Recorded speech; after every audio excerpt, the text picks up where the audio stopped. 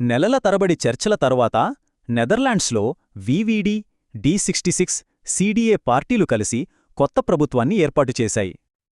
అయితే ఇందులో ఒక ముఖ్యమైన విషయం ఉంది. ఇది ఒక మైనారిటీ ప్రభుత్వం. డచ్ రాజకీయాల్లో ఇది చాలా అరుదు. ఈ కూటమికి 150 సీట్లలో కేవలం 66 మాత్రమే ఉన్నాయి. అంటే మెజారిటీకి చాలా దూరం. అంటే ఏ చట్టం పాస్ చేయాలన్నా వాళ్లు ఇతర పార్టీల మద్దతు తీసుకోవాల్సిందే.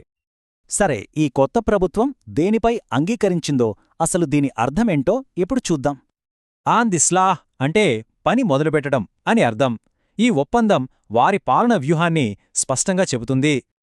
సో వాళ్ల ప్లాన్ ఏంటంటే నిరంతరం చర్చలు జరపాలి, రాజీ పడాలి, ఇంకా వాస్తవిక లక్ష్యాలపైనే ఫోకస్ పెట్టాలి.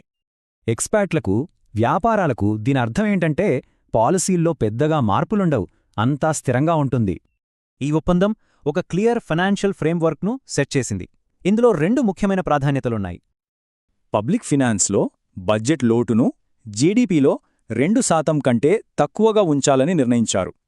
ఇక డిఫెన్స్ ఖర్చును బాగా పెంచి నేటో టార్గెట్ అయిన జీడీపీలో 3.5%కి దగ్గరగా తీసుకెళ్తారు.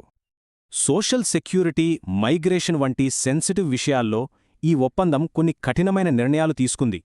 దేశం ఆర్థికంగా నిలదొక్కుకోవటానికి సోషల్ సెక్యూరిటీ, హెల్త్ కేర్లో పెద్ద సంస్కరణలు, కోతలు ప్రతిపాదించారు.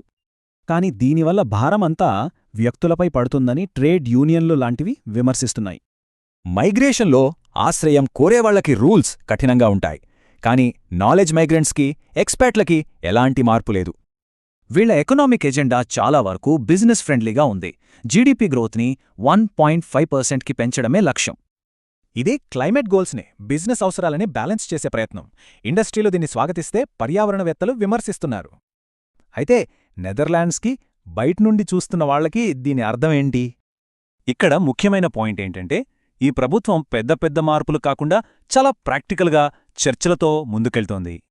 ఒప్పందం ఒక దారి చూపించినా బయటి పార్టీల సపోర్ట్ అవసరం కాబట్టి పార్లమెంట్ ప్రభావం చాలా ఎక్కువగా ఉంటుంది. మరి కొత్త ప్రయోగం స్థిరత్వాన్ని ఇస్తుందా, లేక రాజకీయ గందరగోళానికి దారితీస్తుందా?